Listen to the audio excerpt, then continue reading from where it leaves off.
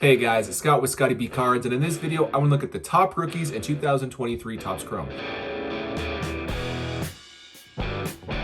2023 Topps Chrome, the checklist was just released, which I'm really excited about because it's a really strong checklist. You might notice my background's a little bit different. That's because I'm not at home currently, but I still want to get this video out to you. But regardless, I want to look at this checklist and discuss the top rookies and explain who I think are the best 10. The way I'm actually figuring this out, if you watch my videos, you might already know, we're doing it based off of 4 categories: age, prospect ranking, minor league stats, and major league stats. These 4, so it's less objective just based off of small sample sizes in the big leagues, and it's able to allow me to not be just picking my favorite players and just using these numbers to figure out who could be the best. So one thing I want to note is it's not perfect. There might be some things you might disagree with slightly, but anybody in the top 10 is relatively a decent player to go after. If you're opening packs, who is a player if you pull a good gold parallel of that you're excited about? And that's what we're going to be looking at. I did want to show my numbers 11 through 22. I have not updated some of the stats for major league stats just because I knew they weren't going to make the top 10 based off of all the other metrics. So you'll see like James Outman has 8.5 for his big league stats. He's actually been really bad lately, so that should be lower. I did update them for Josh Young, and you might say, why isn't he in the top 10? But that's because he actually debuted at age 25, so only got 5 points. If he would have debuted at age 21, he would have gotten 9 points, and that would have helped his total. We also can see he was never really a top 10 or 15 prospect. He was in the 50s, which is why he got 5 points here. If he'd have been in the top 10, he would have gotten 10 points. If he'd been in like the 10s, like the teens, he would have gotten 9 points and so forth. He was good in the minor leagues and the big leagues, which is why you see 8 and 8 here. So hopefully that explains how this is going to be working. And I don't want to take too much time. Let's just jump right into the top 10 rookie cards. At number 10, we have Gabriel Moreno. He's been great for the Arizona Diamondbacks. He was actually acquired this year for Dalton Varsho, also with Lourdes Gurriel Jr. That trade wasn't great for the Blue Jays, but either way, he's been great for the Diamondbacks. He actually has a slightly below average offensive profile right now,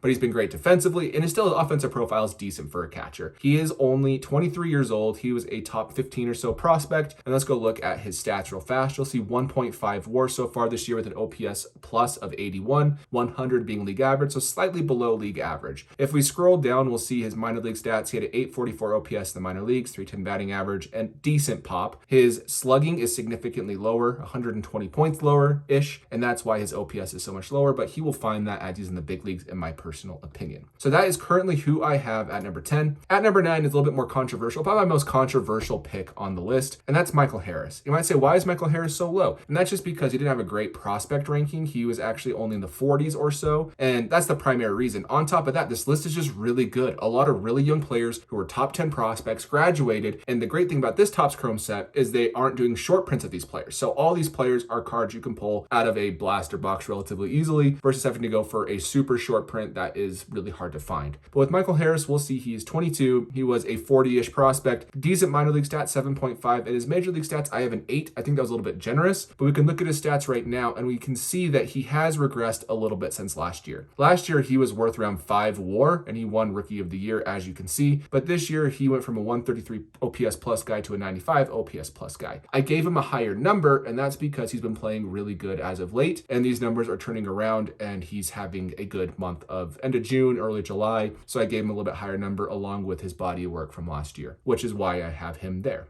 At number 8, we have Ezekiel Tovar, and you might say, you put him in front of Harris because you're a Rockies fan. That's not why. That's just because Tovar is a really top prospect, and he's younger than Harris, which is why he's here. He does not have as good of minor league stats as Michael Harris as a whole. His last year, 2022, was really great in the minor leagues, which is why he was a top prospect, and his big league stats are coming around. We'll see with Tovar, he's similar. He also has a OPS plus below 100, but he's a fantastic defensive shortstop, and he too has been fantastic as of late in regards to turning around his offensive profile, which is why he's trending upwards. We can see he does have 8 home runs and a 269 batting average with a 91 OPS plus. But if we actually go look at his homepage, we will see he has a 1.2 defensive WAR, which is why he is where he is. At number 7, we have Jordan Walker. Jordan Walker, I really want him to be good, and I think there's a really good chance that he's going to be good. He was a top 10 prospect, which is why I got 10 points here. He's only 21 years old, which is crazy. I want you to remember what you were doing at 21, and Jordan Walker is now learning a new defensive position at the big leagues, which is why his stats are a little bit lower for like like WAR and other metrics, but I gave him a 5, league average or better. And that's because if we look, he actually has a negative 0.4 WAR, but a 126 OPS plus, which is above league average, about 26%, a really top prospect again. If we go look at his big league defensive stats, we will see he actually is the worst defensive player in baseball this year. That's because he went off for third base because there's a guy at third base named Nolan Arenado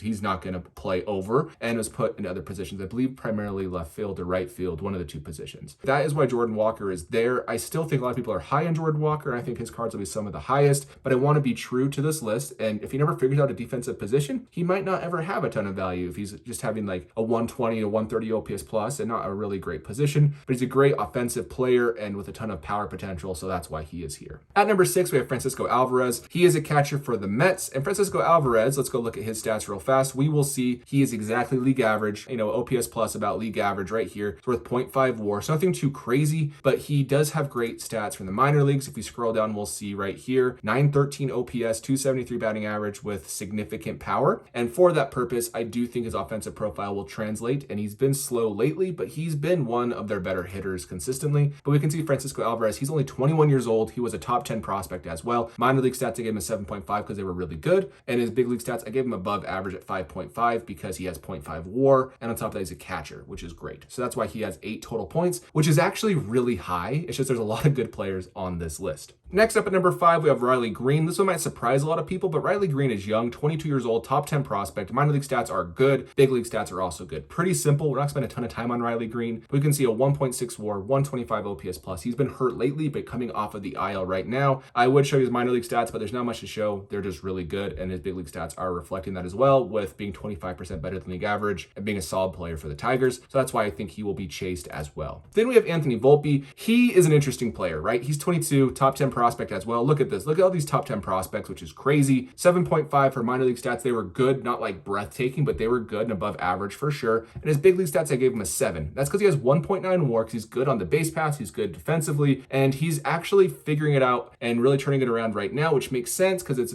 June, July for a top prospect, which is why he's becoming a better offensive player. So that is why Anthony Volpe right now is at number 4. At number 3, we have Adley Rutschman. Adley Rutschman, I gave him 8.5 for his offensive output this year, which might be generous because he's slowing down a little bit, but overall he's still a catcher. And if you look at his stats right now, he still has a 122 OPS plus, 789 OPS. It's actually dropped below 800, which isn't great, but still 11 home runs, 268 with a 122 OPS plus. The reason he is not higher on this list is because he's 24 years old compared to a bunch of 21-year-olds, and we'll look at that in a moment. But that is why I think he is number 3 on this list. Great ball player. It's going to be tough to go after the Orioles in a break because we also have Gunnar Henderson, and Gunnar Henderson's turned it around a little bit. He was also a top 10 prospect, which is crazy again. He is 22 years old, so 2 years younger than Adley, and his big league stats are still really good. So Adley's been worth 1.8 WAR, Gunnar's been worth 1.9 WAR with a 121 OPS plus, so they've been relatively the same offensively. He has been moved to third base. I don't think he's ever really going to be a primary shortstop in the big leagues, but we can say he was a unanimous number 1 prospect according to Baseball America, Major League Baseball, and Baseball Prospectus, and he's starting to show it in the big leagues as well. If we go look at his big league stats right here, we can scroll down and see that he has been a plus player defensively and offensively, and he too has figured out his offensive stats as of late. Great OBP of 341. If you can get that around to 360, it's even better, but his slugging percentage, that is getting him close to 800 OPS. Great job. And on top of that, if we go look at his other metrics, he's just a good ball player. So that is why I do have Gunnar Henderson at number 2 and not someone like Adley Rutschman or Anthony Volpe. At number 1, we have Corbin Carroll. This was such an easy number 1 for this set. That's not always the case, but Corbin Carroll, I gave him a 9.5 for big league stats, and I can show you in a moment, but that's because he has a 150 OPS plus. He has like 26 stolen bases. He's been crazy with like 17 home runs, but overall, he also is a top 10 prospect. This is insane for a base checklist to have this many top prospects. 22 years old. Minor league stats are amazing. Like, they're amazing, and his big league stats are reflecting that as well. So here's Corbin Carroll. Just look at his baseball reference page, 150 OPS plus. I think he's top 10 in WAR. He is actually going to have a batting average of 289. That's dropped quite a bit lately. You can see a lot of offers right here, and he's hurt right now, but still great. Made the All-Star team as a starter, 17 homers, 44 RBI, 923 OPS, which is 150 OPS plus. He's been great. His defense has gotten better. He's negative 0.1 right now. So this is all offensive WAR right here. He's one of the fastest, if not the fastest player in Major League Baseball. So that is why I have Corbin Carroll at number 1. So that is my list. These are the top 10 players to go after in Topps Chrome. Obviously, I have other players up here you can target as well, but this is just a deep class. I'm going to be doing a review on Topps Chrome talking about the rookie class, the parallels, the checklist, everything in more depth. But I wanted to get this out there so that way, once this set's released, you know who to target. Other than that, thank you for watching, guys, and I will see you in the next video.